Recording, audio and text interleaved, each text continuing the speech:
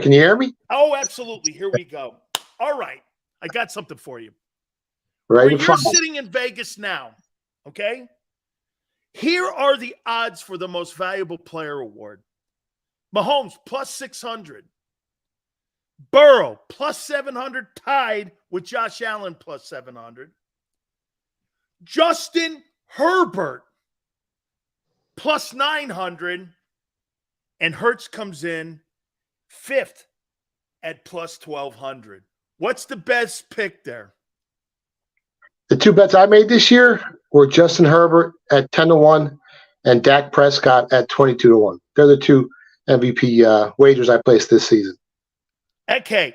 So do you think there's national – I'll tell you this. We had Angelo on yesterday. He's with you. He doesn't think the Eagles are going back to the Super Bowl. And he just doesn't think it because he thinks it's almost impossible to make that repeat to get back there again. Tell me why this year there's more optimism this year than there was even last year on making it to the Super Bowl, and they got lesser guys on defense. Yeah, I mean, it's the hype train, right? The public gets behind the team, the media gets behind the team, and everybody in Philadelphia wants to see the Eagles get back to the Super Bowl. But the sad reality is you can't replace those 5 starters they lost on the defensive side of the ball that were worth so much. I mean, you look at the tackle production, the sack production, just the overall production of that defensive side of the ball, and everything had to go right for them last year to make it to the Super Bowl and lose. And they had one of the easiest schedules in the NFL last season. This year got a whole lot tougher. The road schedule is what I always look at, got a lot more difficult. They're definitely not going 7-1 on the road this year like they went last year, even though they got one more road game on the season. So that's what makes it so difficult. And the teams catch up. I mean, you're looking at Washington in the preseason, and that team's starting to grow on me. You see Sam Howell, you see Eric Bieniemy, the things he's doing with them. This team was ranked, almost dead last in yards per play last season on the offensive side of the ball. And now they're moving the ball. It seems like with fluidity, it seems like a different offense for this Washington Commanders team. So Washington got better. The Cowboys got a lot better. The Giants got better, but their schedule's really tough this season. So everyone's, the Eagles got a target on their back this upcoming NFL season. How about, are you in the camp with Angelo Cataldi that he thinks Nick Sirianni's a cheerleader? I mean, I'm not. He thinks he's so overrated as a coach. Yeah, I said all the time, you can't argue with winning. I mean, he's winning. So unless he has a disastrous season this year, I'm not going to change my opinion on him. It's Howie.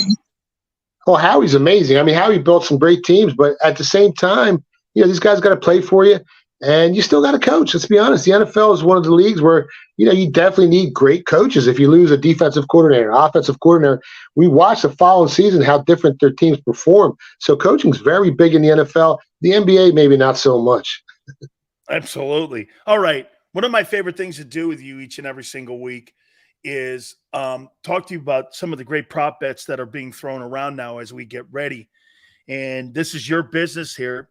So let's go here. Lamar Jackson, over 750 yards rushing. It's minus 115. Where are you going with that? They're supposed to pass the ball a lot more this season. And he's a great runner. When he turns the corner, I mean, he's almost unstoppable in the regular season. But I think he'll go back to his tendencies when he gets pressured. It's hard to go under. If anything, I would have to go over. So you think I do too. I think that number 750 is a little too low here. Aaron Rodgers, 9.5 interceptions this year with the Jets, over under. Oof. That offensive line is weak. And anytime you got a weak offensive line, those boys are coming, and they're coming hard. New offensive system is going to take at least 5-6 weeks for Aaron Rodgers. He's playing tomorrow night because they haven't really liked what you're talking about seeing in the O-line. Yeah. I would say over. Over. I think over too, believe it or not. Bijan Robinson, the rookie running back for Atlanta, over under 1,100 yards rushing. Under. You don't think he puts up a big year down there? He's looked great. Yeah, he's looked great. That offensive line's you need a strong offensive line to go over 1,000 yards, no matter how good of a running back you are, unless you're Barry Sanders or Adrian Peterson when he was tearing up the league that one year. I would say under. That's a lot of yards. 1,100 yards seems like a lot. It sure does for a rookie.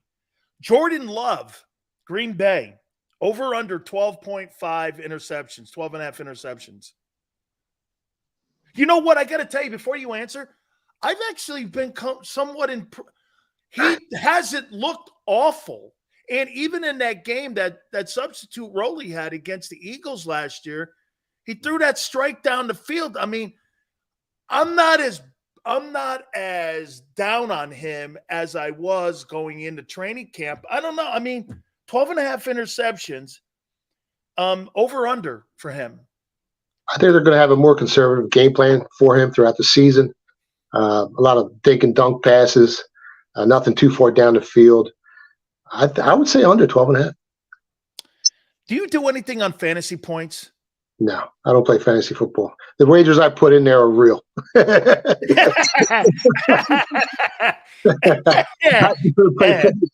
Even though like my kids enjoy it, everyone I know enjoys it, and they try to get me in these leagues every year. I'm just so much. It's so hard for me to. I don't get it. I try to. I don't know. I'm sitting around a circle jerk with 10 dudes talking about guys' numbers. It's not going to move the needle for big sills. I mean, listen, I always tell people, if you're going to go to a bar with 5 guys, make sure there's 5 chicks with you, because 5 dudes with big sills at a bar talking fantasy football, that's not going to work for me. And I don't think Philly Godfather. I always tell them, bring back up. You better bring back up. You better have 5 chicks with you too here. How about this? Who has better numbers, A.J. Brown or Devontae Smith? Man, that's a tough one. I don't think A.J. can repeat last year's performance, and I think Smith gets a little bit better. It's going to be right there. If anything, I favor Smith a little bit. Me too. I'm with you. Joe Burrow, over under 4,425 yards passing. Man, he's so good. He's my favorite quarterback in the entire league. I mean, it's him and Mahomes, the 2 best. Joe's done it with some of the worst offensive lines in football. I think the rest of the division got a lot better, and I would say under. I got to throw another Angelo line at you. I asked Angelo the same thing I asked you. I go, do you think if Doug Peterson's the head coach of the Eagles in the Super Bowl, they win the Super Bowl? He goes, absolutely. Do you think that too? I think so. I mean, he's a better coach than Sirianni. I don't want to try to clown on Sirianni because he's done, whether it's been luck or, the moon's aligned the right way while he's been coach, he's done a good job. But Doug Peterson is just a lot better than him. He also said that if Carson Wentz had not been hurt, there's not a chance in the world that the Eagles would have won the Super Bowl in 2017, because he doesn't think that guy had any intestinal fortitude to take and do the right thing. He think it took a guy like Foles to finish that thing off. You think that's true or not? Do you think if Wentz had stayed healthy, he could have carried the Eagles to the Super Bowl? He was killing it when he got hurt. He only had 2 losses on the ledger. I think he was 13-2, something like that, right? 12-2. I mean, he was playing great ball. I don't really agree with that, because that season, Wentz was, before he got hurt, he was confident. I mean, some of the plays out the backfield, he was avoiding pass rushes. He was throwing, strikes on a laser, on a rope. He was confident that year. I think he lost his confidence after he got hurt. And after he got banged up with the knee and with the back, and then he starts second-guessing himself. And he had those defensive line. They were hesitant because he could take off with the ball. He can beat you with his arm both ways. So he was a dual threat back then. People, seem to forget a little bit. Not as much as Jalen Hurts, but he was pretty good running the ball. So, I mean, Nicky, I don't know. It's pretty close. It's pretty close. You know what? Rookie quarterback in the Super Bowl. Maybe Angelo's right. Maybe. Jonathan Taylor, will he start the season a Colt or a Dolphin? Dolphins. I heard Philly's going after him hard. That's the rumor. I just read an article, and they need to go after him because no one on this team has rushed for more than 700 yards on a single season. So they need a solid running back. Now, you don't want to give up all that money. But if I had to take a guess, I say the Dolphins. Here's what the deal on the table, the first initial deal on the table with the Dolphins, when supposedly they offered to Chris Ballard, the GM in Indy.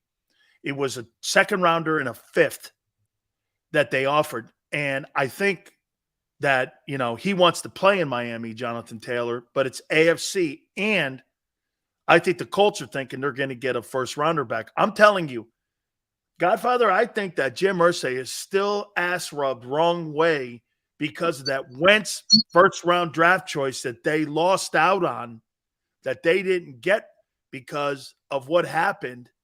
To me, if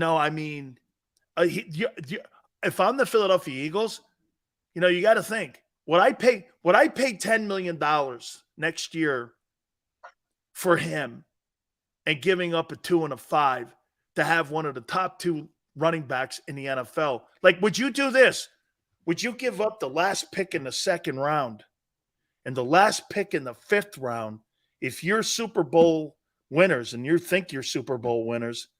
Wouldn't you give the last pick in the second, the last pick in the 5th, and have a $10 million deal for a running back that, you think 10's a lot? In today's NFL, is that a lot of money? Shit, number 2 wide receivers today make $14 million. Yeah, the running backs ain't getting paid like they used to, though. And I heard the Eagles were going to give up a 2 in Gainwell for him. So I would do that. Shit, I would do that. I would do that. I'm in a heartbeat. The money.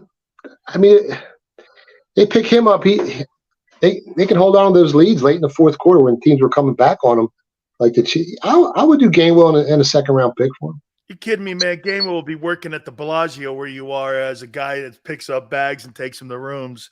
Let's not get crazy here. Dallas Goedert, over under 675 yards receiving. Man, I say, it's right there. I say over.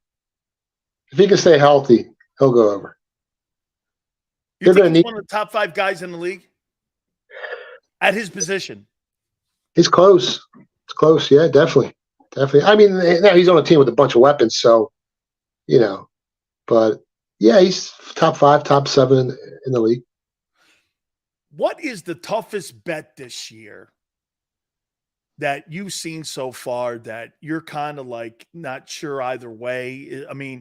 Just something that's out there where, it's easy to say the Chiefs, but it's also, I see why people would go, I'm going to bet all the money on the planet that these guys ain't getting back to the AFC title game, let alone the Super Bowl. And I'm going the other way on that. Is that like the top betting against KC?